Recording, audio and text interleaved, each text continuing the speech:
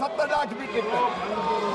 और माननीय अध्यक्ष महोदय, ये सुन लें, गेहूं की खरीद पर, पीएम आशा योजना के अंतर्गत खरीद पर और धान की खरीद पर हमने क्रमशः 1,70,00,000 रुपया, 1,70,000 करोड़ रुपया, गेहूं की खरीद पर 6,04,000 करोड़ रुपया, धान की खरीद पर 14,43,000 करोड़ रुपया किसानों के खाते में डाले।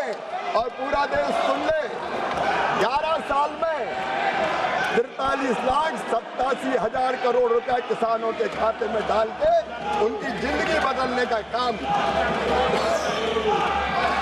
मोदी सरकार ने किया है। In the last 10 years, Adhyaksh Mahoday, the government of India has developed various new varieties of seeds and many new agricultural techniques. Has any steps taken by the government to make the farmers aware of the campaign been launched to make the farmers aware about this issue? Could you please provide the details to this house? And second question is, in India more than 80% are small and marginal farmers. Could you provide full details of which government schemes are benefiting small and marginal farmers and whether these efforts are increasing the income of farmers? Lastly, Adhyaksh, could you provide the details of the agricultural schemes that have implemented the direct benefit transfer to ensure the seamless benefits of the farmers and citizens? What is the total amount disbursed through DBT in the current financial year 2025-26? Additionally, what are the estimated savings or benefits occurred to the government due to the DBT and other administrative reforms, and what specific measures have been contributed to these gains? धन्यवाद अध्यक्ष महोदय। माननीय मंत्री जी। माननीय अध्यक्ष महोदय, जब इधर वालों की सरकार थी तब एक प्रधानमंत्री हुआ करते थे और वो कहते थे कि मैं 1 रुपया भेजता हूं तो 15 पैसा पहुंचता है, बीच का रास्ते में ही गायब हो जाता है। लेकिन ये नरेंद्र मोदी जी की सरकार है, 1 रुपया भेजते हैं तो सीधा 1 रुपया ही किसान के खाते में। राहुल गौतम मेरे सहयोगी जुड़ गए हैं तमाम जानकारी के साथ। राहुल, एक हंगामा सदन के भीतर, एक बाहर प्रदर्शन के तौर पर, अब ऐसे में चर्चा कैसे संभव है? आप दोनों बातें कर रहे हैं, चर्चा भी चाहते हैं, प्रदर्शन भी कर रहे हैं, तो दोनों बातें तो नहीं हो सकती। और यही मौका मिल गया प्रधानमंत्री को, उनको कहना है कि आप खुद ही अपने पैर पर पत्थर मार रहे हैं।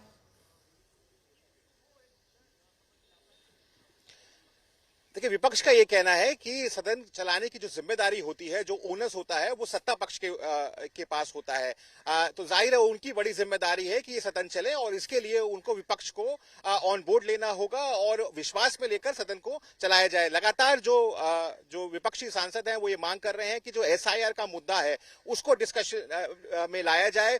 और आप जानते हैं कि इंडिया ब्लॉक की जो मीटिंग्स हो रही हैं उसमें लगातार इस मुद्दे को उठाया जा रहा है, क्योंकि कहा जा रहा है कि बिहार के बाद बंगाल, तमिलनाडु, असम, इन तमाम जगहों पर SIR लगेगा। ऐसे में TMC, आम आदमी पार्टी, DMK, तमाम पार्टियां कांग्रेस के साथ आकर खड़ी हो गई हैं कि इस मुद्दे को लेकर डिस्कशन हो। सत्ता पक्ष का यह कहना है कि देखिए, जो इलेक्शन कमीशन है वो एक कॉन्स्टिट्यूशनली इनेबल्ड बॉडी है, इंडिपेंडेंट बॉडी है, उसको लेकर हम डिस्कशन नहीं कर सकते, उसको हम किसी प्रकार का डायरेक्शन नहीं दे सकते।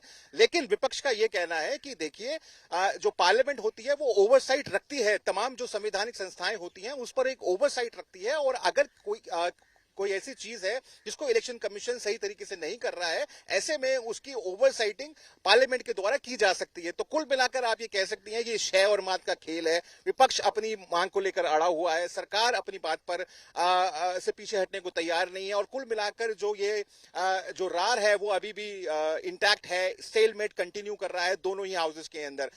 विपक्ष, आप ये मान के चलिए कि ना सिर्फ चाहता है कि SIR पर चर्चा हो, इसके अलावा और भी वो मुद्दे उठाना चाहता है, लेकिन जब तक सरकार की तरफ से एश्योरेंस नहीं दिया जाएगा कि उसको लेकर डिस्कशन होगा, तब तक ऐसा लगता नहीं कि पार्लियामेंट के जो दोनों हाउसेस हैं वो चल पाएंगे। क्योंकि लगातार आप देख रही हैं 21 तारीख से लेकर आज 5 तारीख हो गई है, 14 दिन से 15 दिन से लगातार।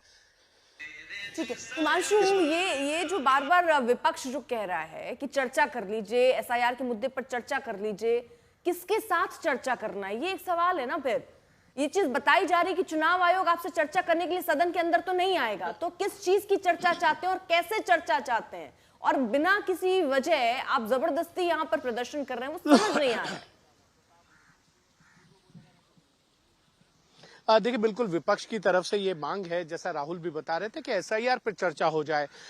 जो बिहार विधानसभा चुनाव से पहले वहां पर जो है मतदाता सूची के अंदर जो है वो करेक्शन करने का काम हो रहा है, उसको लेकर चर्चा चाहती है। विपक्ष का यह आरोप है कि वहां पर वोटर लिस्ट के अंदर जो है वोटों को डिलीशन करने का काम किया जा रहा है। सरकार की तरफ से ये कहा गया है बीएससी के अंदर, दोनों ही सदनों की जो बीएससी हुई है उसमें, कि एसआईआर पे अगर चर्चा होगी तो ये चर्चा कैसे हो सकती है, क्योंकि ये तो चुनाव आयोग के नियमों के तहत हो रहा है और ये मामला जो है वो सुप्रीम कोर्ट के अंदर पेंडिंग है, यानी सब जुडिस है। और अगर आपको चर्चा करनी है तो चुनाव आयोग की जगह आकर यहाँ पर कौन यहाँ पर जवाब दे सकता है, क्योंकि चुनाव आयोग जो है वो एक संवैधानिक संस्था है और संवैधानिक संस्था के लिए जो है सरकार का कोई मंत्रालय जो है वो इस पर जवाब नहीं दे सकता है। विपक्ष इस बात को लेकर पूरी तरीके से अड़ा है कि एसआईआर पर चर्चा हो, लेकिन विपक्ष के कुछ दल जो हैं वो ये चाहते हैं कि बीच का रास्ता निकाला जाए। विपक्ष के कुछ दल ये चाहते हैं कि एसआईआर की जगह जो है चुनाव आयोग चुनाव रिफॉर्म्स को लेकर जो है चर्चा हो और उसमें विपक्ष जो है एसआईआर पर जो उनके सवाल है वो पूछ सकता है या अपनी बात को रख सकता है, लेकिन सरकार इसके लिए अभी तैयार नहीं है। ठीक है, आप दोनों का बहुत बहुत शुक्रिया इस तमाम जानकारी के लिए।